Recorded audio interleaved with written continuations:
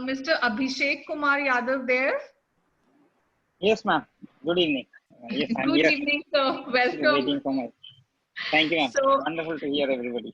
wonderful to hear everybody too, sir. So Mr. Abhishek Kumar Yadav is the founder chairman of Griffin's International School, Kharagpur. In the past 3 years, the school has made a name for itself as a premier destination for the students for its academics and co-curricular activities. Mr. Yadav is a BTech honors in chemical engineering from IIT Kharagpur. And now over to you, Mr. Yadav, your views on the topic, and then there will be a question asked to you. Thank you. Thank you, ma'am. Thank you, Jain sir, Mr. Jana, and everybody. And good evening, everybody. Wonderful to hear all of you speak about so many different aspects and how this COVID-19 has brought in a lot of changes in our society, especially in the academic world. I would like to start a little back on because the topic is on sustainable development plan for, and as an entrepreneur, how my journey has been into the schooling. I am among the youngest in terms of the schooling age, if I would say. We just started in 2017, and the schooling reason why I came up with this was there's a strong need of a good school here in around here, and I was educated in a residential school in OT, and even after 20 years, I find that there's no quality schooling available here, and that is what prompted, and we did build up a lot of initial challenges as an entrepreneur. If I would say, building a school in West Bengal is a lot of challenges are there in terms of funding. Serious challenges are there. Banks, I think, just prior to me, one speaker told, banks do not want to lend. Anybody planning to build a school, banks are not keen to lend to new people because they are not sure whether you will return back the money or not, and that is one major challenge. You have to not only give your the main building as collateral, but something else also. So we did have a lot of challenges, but we came up well, I think, and we did a lot of research before starting a school. I think when you make a plan to come up with a school, and it is very, very crucial that you know what target segment you are having, and you invest accordingly, and so that you can end of the day at least recover the cost. Certainly, I think if anybody wants to make a profit, it should not be in this sector. There are a lot of other industries out there. But yes, you should be able to recover the cost. That should be the target. Then in that case, yes, it is very important you understand the target segment. And one crucial aspect is what is the USP that you're going to provide. That is very, very important to your parents. Because there are a lot of schools who are known only for academics or only for extracurricular or something like that. But your USP has to be very, very clear so that your target segment will come accordingly. And if you are able to do that, I think you would get a decent success. I would say, in the first year, we got over 600 students, and by now we have around 1350 students. So the third year is gone already. Awesome. Great, great. But challenge is now, if I would say about this, how this COVID-19 has brought in a lot of changes. And a lot of speakers have spoken already that online classes is what we are doing. Yes, without a doubt, that is the only way forward. And this, I would say, this COVID has made a sharp, jump for us. We have just lived 5 years ahead of our time in in a week or a month, I would say, because of this forced, but I think in the correct direction that is required. Because going ahead, online teaching is the way that is going to be there, and irrespective whether certainly I hope this lockdown would be lifted maybe in another 1 month, 2 months, maximum 3 months, and after that things would slowly start moving back to normal. But this online teaching is going to be there. There is no doubt in that, especially because in a class environment, what happens is that you have 40 kids with different requirements, different ability to perceive information, and it is not possible practically for teachers to cater to everybody in the best possible way. And here, when online teaching comes in, a lot of tools have become available with technology that you are able to cater to individual students. You may be teaching 40 students together, that is okay, but after that, the kind of assignments you can give based on their response, individualized learning has come to the fore. if we make use of technology, and overall improvement in the students that we are expecting to see is going to be much, much more. Another thing that we have been talking consistently about experiential learning, CBSE put it as theme last year also. Now we are in a situation where we are forced to do experiential learning. Otherwise, your students will not attend. They will get bored. Parents also will get bored. So if you give experiential learning, a lot of application of knowledge is there, then students get interested. And we have seen, we have been using online classes. Our teachers have picked up immensely well. Another big, if I take any positive out of this COVID is that, yes, where a lot of teachers who were very circumspect in using technology, they felt that it is very difficult and not very forthcoming. All have now become very proficient. All have become very Absolutely. proficient, and I am grateful to my teachers, of course, that they picked up. And initially, after the regular classes, now students to generate more interest. And another challenge, because in IT infrastructure is a big challenge also even now, because we are based in a little bit of rural background. In Kharagpur is a small town, and we get a lot of kids coming here around from a lot of rural areas where parents do want high quality education for their kids, but they did not have facilities. So what the teachers have done is that they have gone an extra mile. They have made a videos of the student of the chapters, so that even if they are not able to understand properly during the live classes, they get these videos and they are able to understand the concepts very well, and they can ask doubt when they come to the classes. So this is the extra effort that they have done. Some students have also started making videos. We have not put across, as Madam Gandhi had suggested earlier, we have not put across all the classes, but students, some of them are coming up with videos and explaining. We have just put one class, one assignment just to see how what students will do, and they are really doing excellently. So now is the time for experiential learning. Now is the time for personalized learning. All those terms which we used to just talk, and it could never actually get delivered on the ground. A Right. lot of things Right. are coming in. A lot of things are coming in on the ground, and children are adapting well. There are challenges. I mean, of course, it is not very easy. There are certain challenges.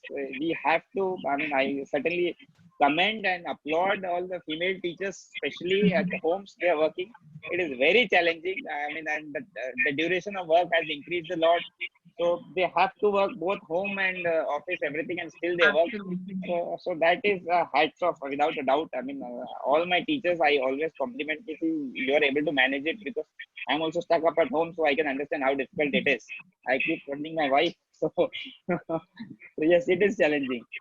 But yes, Right. these are interesting times, I think, and going ahead, certainly these things will continue. I mean, even if the school is opening, we will have certain online teaching as part of it, and that is how I see it. Great.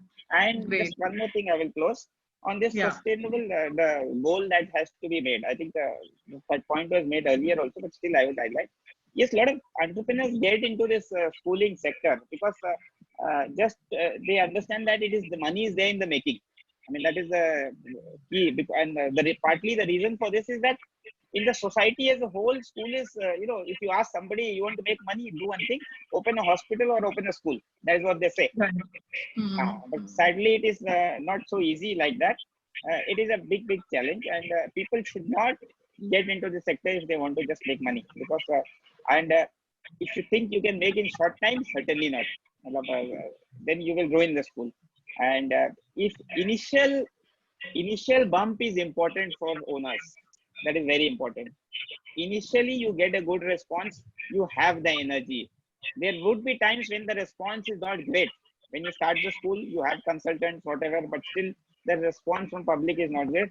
You have to stay put. That is very, very crucial, because once that small interest you lose, owners have to take up the challenge. There is no doubt in that. One madam had come up regarding that owners not giving enough freedom to principals. Certainly, I agree without a doubt. I mean, logically, I wouldn't pay somebody and then do their work.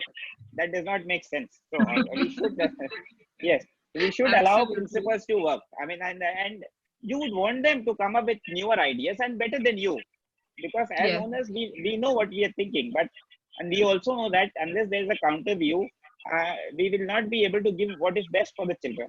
Because end of the day, the school is. I mean, a few days back, I had gone to my school just to see how things are, and it felt dead. A huge building is there, but without kids, running around making noise, there is no value in the school. Infrastructure is of no significance whatsoever.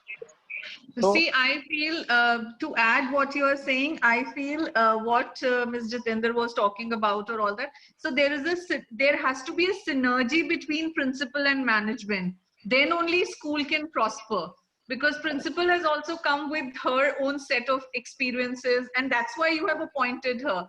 And when the principal and management, they are meeting, so it is a very big decision when a principal joins in, because a school has also to see that is she a right match. So it is a kind of a right matchmaking also, and synergy is the must. Yeah, please. correct, correct. Very right, ma'am. Very right. I think it is, of course, very important. I think that there are, I mean, I am a very new owner and I am involved in the school. I try to give as much freedom as possible to principals.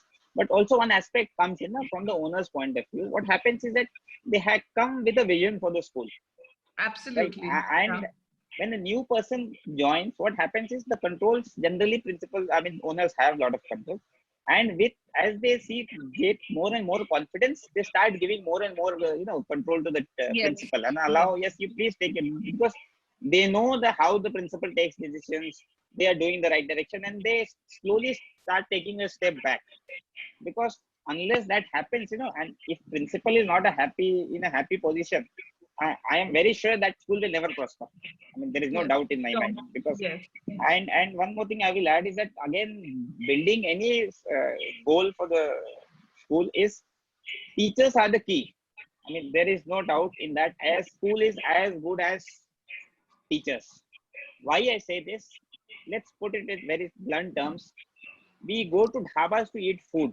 There are a lot of dhabas which are not very good places, but still we go for one thing, because the quality of food is perfect there. Very good.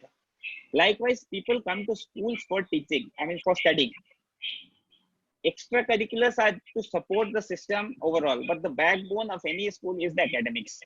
And without great teachers or good teachers, without they being taken care of, no school will be able to deliver that. You may get a good opening, wonderful, but that infrastructure will provide you, because based on your infrastructure, you will get a lot of students. But beyond that, to sustain in the long run, it is your teachers who will deliver.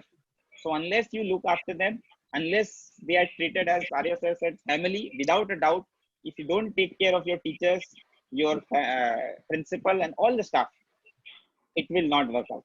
It will never work out. And just important, very important, is communication with the parents, because a lot of things you try to do, but parents do not get the right message, and parents are bombarded with a lot of other messages across. So on as frequently as possible on whatever platform you can, it is important we communicate with our parents. We inform them what we are doing, because as a new school, what challenge I faced was that, see, children go to their home and they tell what new, the music they have learned, or something sports they have played, or something like that. Rarely does a student go and say something interesting I've studied. Sadly, that is not on the priority agenda of the students, and especially at lower levels. So then what happens is that it is school which has to keep communication channels open with the parents. Online teaching, yes, that a lot of that problem is solved, because a lot of parents can see what is happening. But if we get back to the again normal thing, we have to keep the communication channels open with the parents. Thank Fine you then, so thank much. you. Yes. Thank you so much. So, though I had a couple of questions to ask, but you have already covered the points. But just one point I would like you to make, that being a school entrepreneur, what are the challenges you are facing since inception of your highly established school in Kharagpur? So, what just in brief, what are the challenges you? First challenge I would say is that, of course, getting permissions. That is a big challenge, no doubt in that. Sadly, Bengal things move a little slow. Yes, we need a lot of permissions, just small things. CBC has a lot of redundant permission requirements. You need water certificates when you are giving, RO water filter, but then also. So those are small challenges, not major ones. Getting high quality manpower is a challenge, because people being little off the main city, they don't want to come back here, because they feel there's life beyond just schooling. I mean, a workplace. They want to spend their time in better places and all those things. So that is another challenge which exists. Other than that, I think things are okay. We have been doing decently well. Parents cooperate. Parents in this part of country, parents are very respective of the schools, and they value education a lot. So that way, they listen, they support the school, and when communicated properly, they respond well also. I mean, that has been fantastic. I have to applaud all my parents. There's no doubt in that. Teachers try hard. There is no doubt in that. Teachers try hard, whatever, and try to put the best effort. And it is initially, yes, I mean, when we started, it was the first year, and I was new. We had an consultant who gave the plan. Everything was on paper. It looked fantastic. But the day one is a huge chaos. I mean, because it was a new school, everybody, parents, grandparents, everybody, entire family came to just drop the kids, at the school. Such a big school, and everything is coming. So those challenges were there. But now, after 2-3 years, we have settled down, and I think things are going very smoothly. There is as such, I don't see major challenges now. Great. Thank you so much, Mr. Abhishek. Thank you so much. Thank you.